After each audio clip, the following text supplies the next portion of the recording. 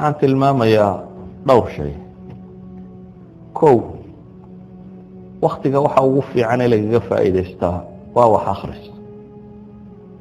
waxaanay u arkayeen culammadii muslimiinta ahayd qiimaha waktigu uu leeyahay iyo intaajka uu soo saari karo, waxa ugu badan ee lagu soo saara. misaal,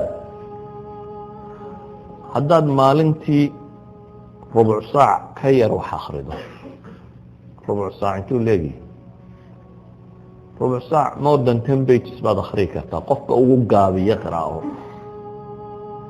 qofka ugu gaabiya caadiga ahi maalintii haddaad 10 page akhrido, sanadkii misaad akhriyaysa? sanadku 365 maalmood soo ma ahayn. waxaad akhriyaysaa 3650. that means akbar mawsuuca ayaad sanad ku dhammayn karaysaa. ugu yaraan buugga caadiga iyo normalka ahi waa 300 ilaa 300 iyo waxoogaa page, 360 page meelahaasi, ama 400 page markaad tidhaahdo.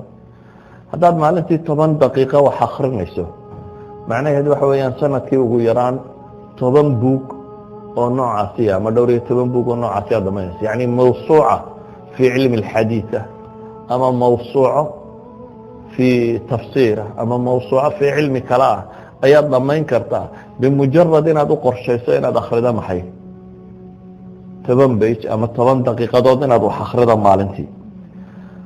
haddii ay waxbarashadu caynkaan noqon kari lahayd, markaynu dhahno waktigaan dilaya, imise aad waktigaad khasaaraysaad u malaynaysa, imise se waxbaad baran kari lahayd. yani